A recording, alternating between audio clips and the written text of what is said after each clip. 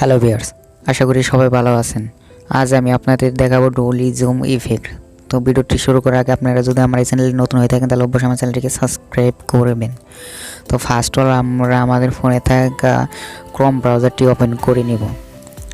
Chrome ব্রাউজারটি open করে নেওয়ার পরে আমরা এই যে এখানে সার্চ বার দেখতে পারবো, তো আমরা সার্চ বার সিলেক্ট করব।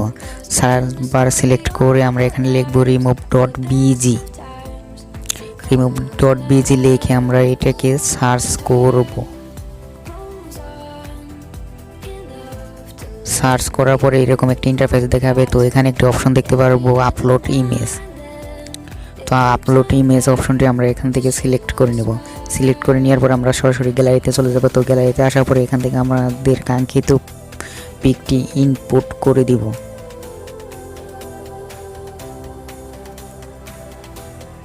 তো আমি আমার পিকটি ইনপুট করে দিলাম। দেখুন আপলোডিং কত সুন্দরভাবে আপলোড হয়ে গেল। এরপরে দেখুন পিছনে ব্যাকগ্রাউন্ডটা রিমুভ হয়ে গেল। এরপরে একটি অপশন দেখতে পারবো ডাউনলোড। তো আমরা ডাউনলোড অপশনটি সিলেক্ট করব। ডাউনলোড অপশনটি সিলেক্ট করার পরে আমরা আবার ডাউনলোড নামে একটি অপশন দেখতে পারবো। তো আমরা ডাউনলোড অপশনটি সিলেক্ট করব। ডাউনলোড অপশনটি সিলেক্ট করার পরে আমাদের ডাউনলোড হয়ে যাবে। এরপর আমরা ওপেন করব snap edit app. Snap edit app তো প্লে স্টোরে গিয়ে সার্চ করলে পেয়ে যাবেন। তো স্ন্যাপ এডিট অ্যাপে আসার পরে এখানে অপশন দেখতে পারবো রিমুভ অবজেক্ট, আর নিচে একটা অপশন দেখতে পারবো অ্যাড ফটো। তো আমি অ্যাড ফটোটা সিলেক্ট করব। অ্যাড ফটোটা সিলেক্ট করার পরে এখানে দুটি অপশন দেখাবে। তো আমি নিচের অপশনটিতে চলে যাব রিমুভ অবজেক্ট।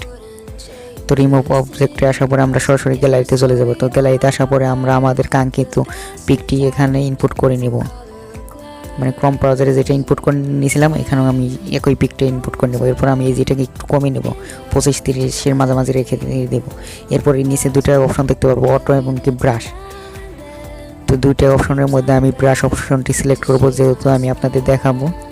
আপনারা অটো অপশনটি সিলেক্ট করতে পারেন। অটো অপশনটি সিলেক্ট করলে খুব তাড়াতাড়ি কাজটি হয়ে যাবে। এরপর আমি পিকটাকে একটু জুম করে নেব।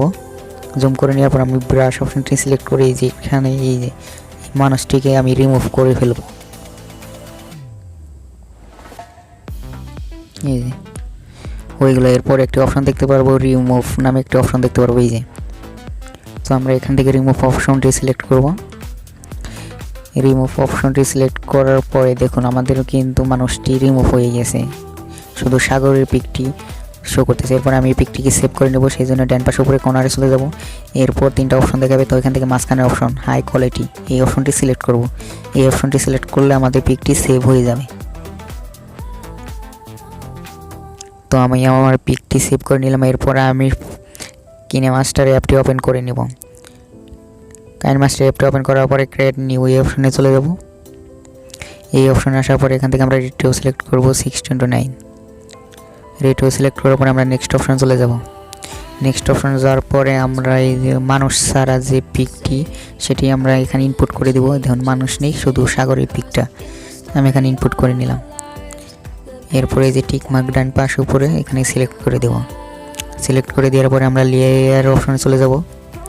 লেয়ার অপশন আসার পরে এখানে মিডিয়ায় চলে যাব, এই যে উপরে মিডিয়া। তো মিডিয়া আসার পরে এখান থেকে আমরা যে মানুষটি শুধু সেই পিকটা আমরা এখানে ইনপুট করে দিলাম। দেওয়ার পরে লেয়ারটিকে একটু বড় করে নিলাম। এরপর পিকটাকে একটু জুমিং করে নিলাম, বড় করে নিলাম। বড় করে নেওয়ার পরে যে ডান পাশে টিক মার্ক দেখতে পারবো, তো আমরা এই টিক মার্কে ক্লিক করে দেব। টিক মার্কে ক্লিক করে দেওয়ার পরে আমরা উপরে লেয়ারটি সিলেক্ট করব। সিলেক্ট করার পরে এই যে এখানে তিনটি অপশন, কাছে অপশনের পাশে যে মাঝখানের অপশনটি, তো আমরা এই অপশনটি সিলেক্ট করব। সিলেক্ট করার পরে এখান থেকে 2 নম্বর অপশন ইন্ট পজিশন, এই অপশনটি সিলেক্ট করব। এই অপশনটি সিলেক্ট করার পরে 2 হাত দিয়ে ধরে আমরা এই পিকটাকে একটু জুমিং করে নেব। জুমিং করে নেওয়ার পরে যে টিক মার্ক ডান পাশে, তো আমরা এই টিক মার্কে ক্লিক করে দেব। ক্লিক করে দেওয়ার পরে আমরা এটাকে একবার প্লে করে দেখব।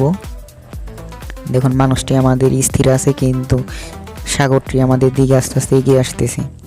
এরপর আমরা এটিকে সেভ করে নেব, সেই জন্য যে ডান পাশে তীর মার্ক দেখতে পারবো। এরপর সেভ এজ ভিডিও এই অপশনটি সিলেক্ট করব। সিলেক্ট করে দেওয়ার পর এরপর আমরা এর ফাইনাল আউটপুটটি দেখব।